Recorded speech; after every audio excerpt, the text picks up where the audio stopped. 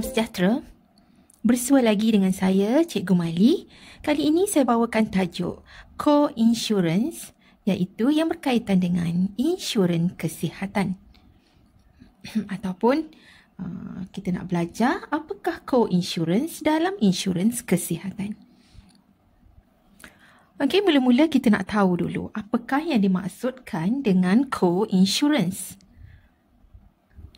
Jadi, untuk penerangan bagi apa itu co-insurance ialah perkongsian bersama kos kerugian selepas ditolak dengan deductible, yang mana perkongsian itu ialah melibatkan pemegang polisi dan juga syarikat insurans. Ini ada disebut di dalam kontrak perjanjian.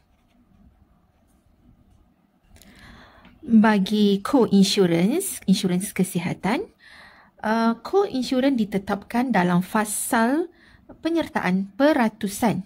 Okey, apa dia fasal ini? Fasal adalah bahagian daripada bab dalam undang-undang.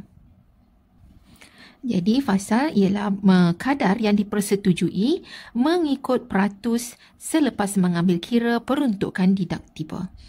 Okey, deductible ini kita dah sentuh sebelum ini, iaitu jumlah yang mesti dibayar dahulu oleh pemegang polisi. Jadi diingatkan semula yang deductible ialah jumlah yang perlu dibayar dahulu oleh pemegang polisi sebelum mereka membuat tuntutan.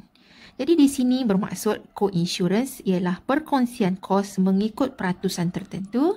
Okey, seperti A/B kat sini. Jadi yang ini ialah A% dan ini ialah B%. A% ini ialah yang mana kos yang ditanggung oleh syarikat insurans. Okay, yang ini tanggungan syarikat insurans A%.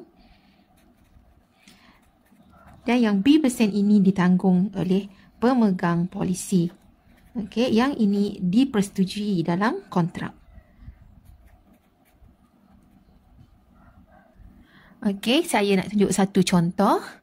Diberi di sini, katalah Puan Siti ada mengambil polisi insurans perubatan utama dengan deductible-nya ialah RM500.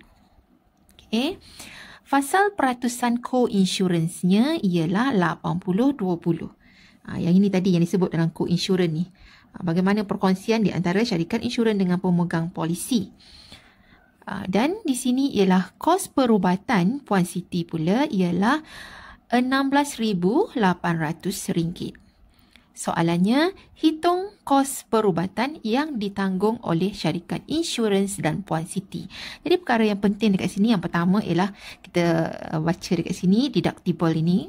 Yang ini kena buat dulu sebab jumlah yang perlu dibayar dahulu oleh pemegang polisi sebelum membuat tuntutan. Jadi yang ini dah tentulah dibayar oleh Puan Siti. Okey, kemudian kita tengok dekat sini fasal peratusan dia. Co-insurance. Dia disebut kat sini 80-20. Dan berapa kos perubatan Puan Siti? Ialah RM16,800. Jadi ini 3 maklumat yang sangat penting sebelum kita boleh mengira kos perubatan yang dibayar oleh syarikat insurans dan juga Puan Siti. Untuk menyelesaikannya, langkah yang pertama ialah kos perubatan Puan Siti tadi kita kena tolak dulu dengan deductible. Okey, jadi kita tolakkan RM16,800 tolak dengan RM500. Jadi kita dapati RM16,300.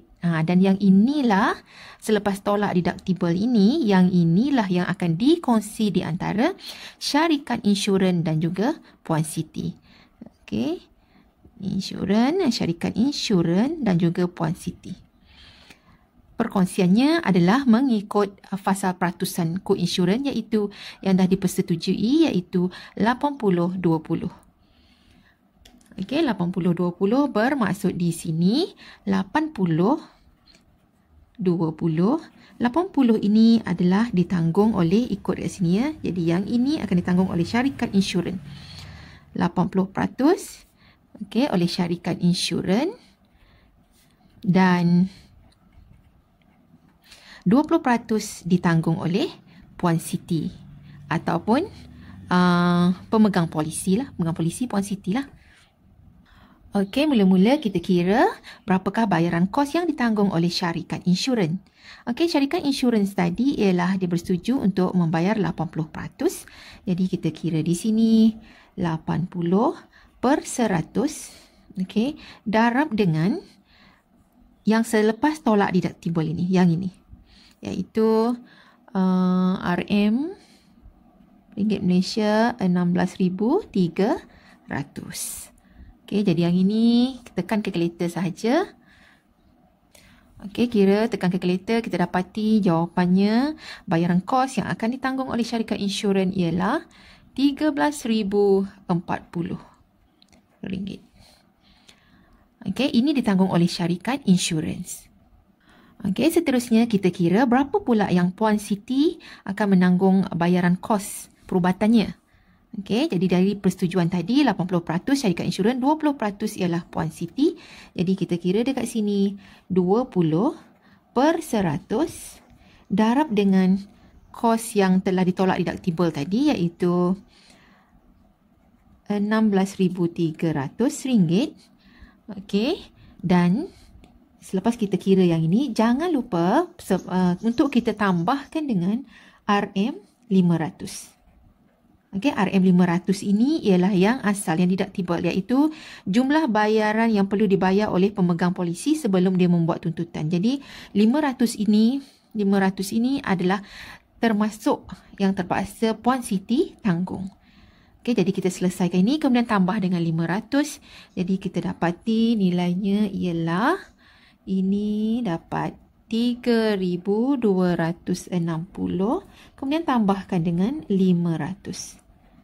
Okey, jadi bayarannya yang ditanggung oleh Puan Siti ialah RM3,760. Okey, jadi ini ialah co-insurance bagi co-insurance dalam insurans kesihatan. Ringkas sahaja.